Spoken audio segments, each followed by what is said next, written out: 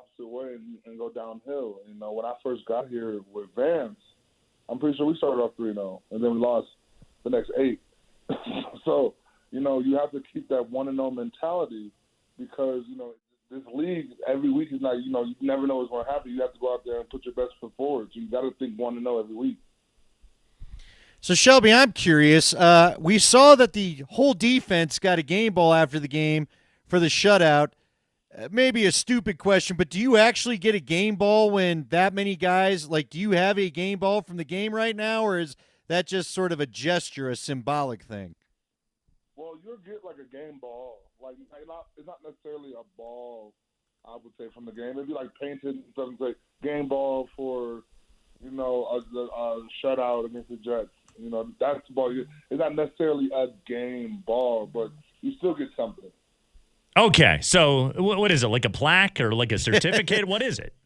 It's a ball. I told you it's a ball. It's like painted. You get a ball. But it's a ball, but it's not the game ball. Okay, I'm following you on that. So it's is it just like one that they find that they just got sitting around or something like that?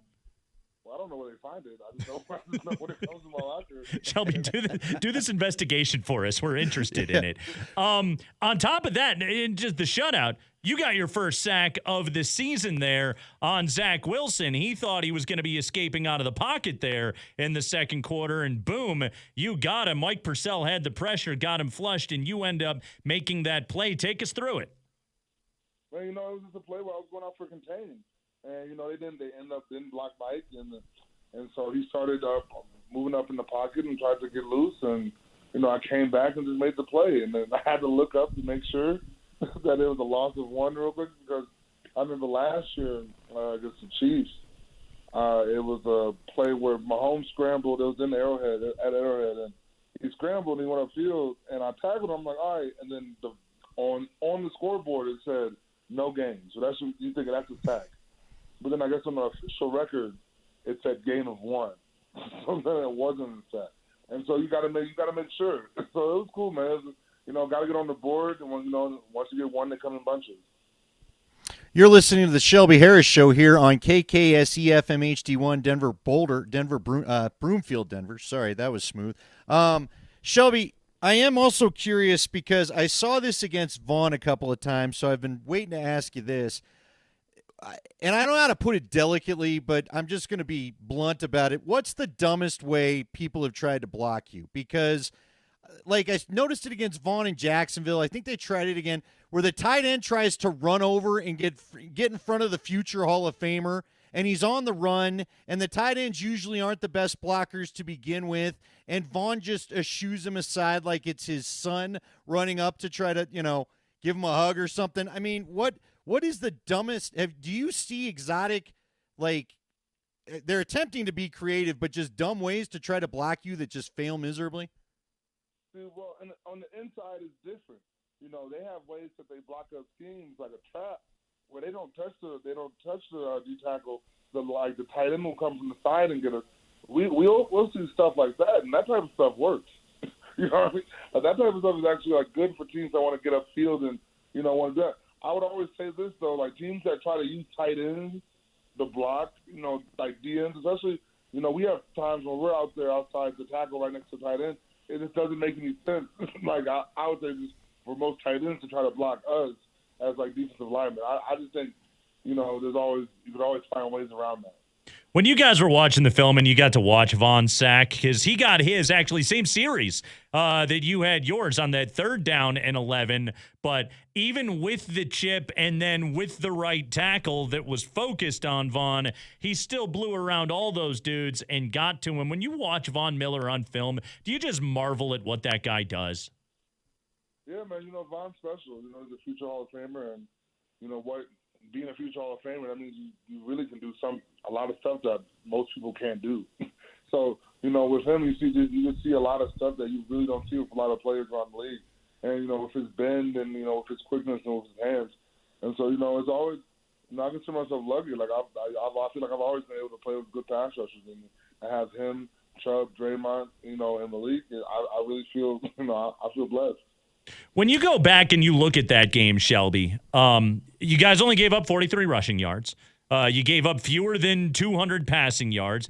You forced the 2 turnovers, the 2 interceptions. You didn't give up any points. Like, I'm sure the film sessions are detailed, but is there still another level for this defense? Because that was close to perfect. And there's always another level, because it wasn't perfect. There is no such thing as perfect in this game. There's always something you can do. You can always play a block better. You can always make a block better. You can always make somebody miss. You can always do something that's better. And that's the beautiful part about this game. You always just go out there and you get to improve. That's what we get to do during the week. So, and that's the most amazing part about football. And so, it's a lot that we need to get better at as a team, and we're going to go out there and work at it this week. How much do you enjoy having the crowd behind you? Were they good? I heard some mixed reviews from some fans that felt like everybody should have been there, but did you notice the noise? One guy called my post-game show after. He had no voice left. Did the noise help you out the other day? Man, I really think the noise was, just having the fans back. It felt in your bones. Like when Teddy got announced at the end of during warm-ups, when we were coming out, just like when the crowd just roared, I feel like you just felt that in your bones. It was definitely special having the crowd back at Mile High, but it definitely helps out because when they have to go to silent count, it kind of eliminates all of the advantage of having a snap count, and so they really gave us that real home field advantage, and we appreciate it. Talking to Shelby Harris here on Kreckman and Lindahl as Shelby joins us here on the El Mayor Tequila Hotline.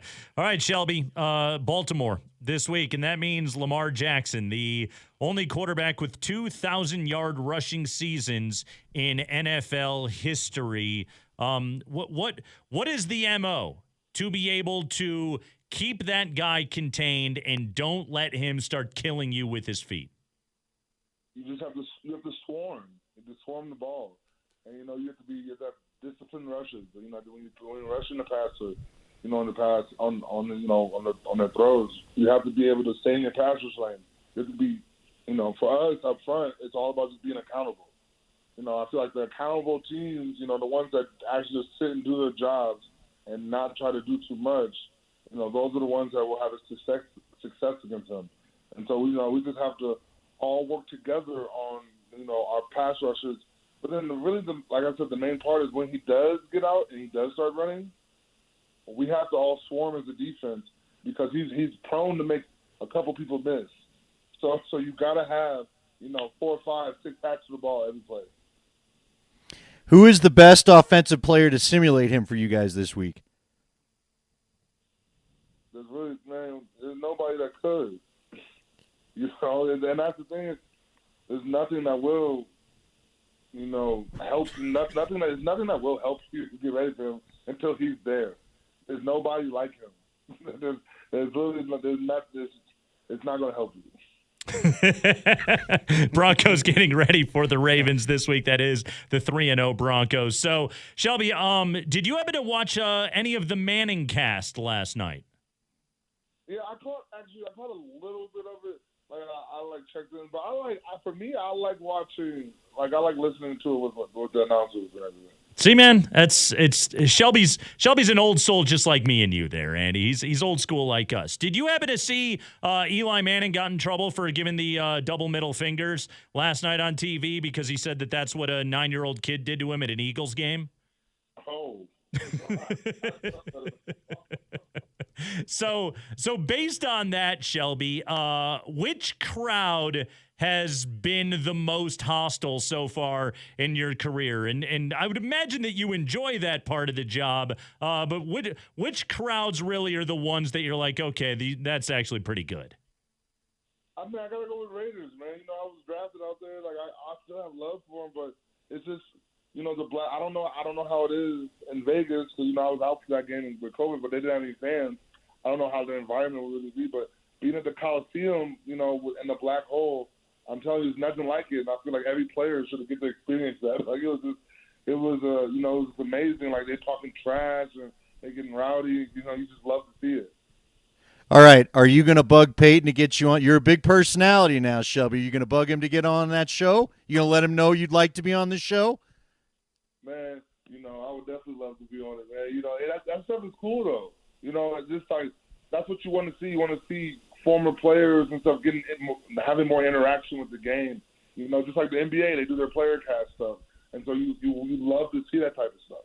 Well, and it was great last night too, because Chris Long was on in the fourth quarter, and it was fun to get a defensive lineman perspective. Like, yeah, we hear from quarterbacks all the time, but this is the thing, Shelby. Like for you, this is the venture one day is people want to be able to hear from defensive guys talking about great defense. Yeah, and that, you know, for guys, you can find guys because it's hard to try to articulate it for, you know, just for the regular person because. For a lot, this is just like a second language to a lot of people. So, you know, just trying to really break it down just for, you know, for viewers, just so they can see it and understand it. You know, I think it's pretty cool, you know, what they're trying to do. All right, so Shelby, based on what you just said right there, what is maybe like the biggest misconception or maybe some misconceptions that you feel like the public or the general football fan has about defensive line play? Well, I feel like the biggest thing is more of you never really know what they're supposed to do within the scheme. You can always guess. Like when you're watching it and you be like, oh, like when commentators say, well, he's supposed to do this, he let him into his gap. You're not always right because you don't actually know what the play call is, where he's supposed to go, what his read is off that play based off of how many people are on his side, on that side of the center. All that stuff goes into play when you have to determine what you have to do in that play. So you never know, and so when it comes to like placing the blame, I just feel like we're so quick to try to place blame on people, and when we actually have no clue what the play call is. Okay, real quick. Chris Long said he actually told Peyton and Eli, we're stuck watching film late because of you quarterbacks. I'm there till 10 o'clock when I don't need to be here that long. Would you echo those thoughts? Do they make you stay there too late, or do you have your own work to do? Man, I think more of what he was trying to say is you, as a defensive lineman, you get stuck in a lot of coverage meetings. and that's the thing because obviously when you're talking to the defense as a whole, you're going over everything. And, you know, for us, our stuff is a little quicker than coverage. And and that's really the main thing. You get stuck in those meetings where it's like you're really not getting talked to for like 30 minutes. I think that's more of what he's talking about. I've been to some of those meetings in radio, too. That is Shelby Harris, everybody. He is on Twitter at ShelbyHarris93, big number 96, Broncos, Ravens this week. Shelby, why don't you go sack Lamar Jackson a couple of times, all right? Hey, man, that's the goal, man. Want to know every week, man. That's the goal. All right, Shelby Harris with us right there on a Tuesday afternoon, busting it all down for us right there, which he that last thing of what he's talking about of, you know, knowing what an assignment is, like you got a gap, you got to plug, and you got to be sound, and you have to be in that spot, and you aren't always going to necessarily murder the guy across from you in the one-on-one because that isn't necessarily always what the goal is. Sometimes you just got to plug, Andy. Sometimes you just got to stand your ground, and that's really hard to do because offensive linemen are really, really strong, and yet every now and then I do think sometimes we will break these things down on a granular level and be like, oh, man, well, look at the defensive lineman. It's what's he even doing on this play? And like to Shelby's point right there, he's doing what he was coached to do.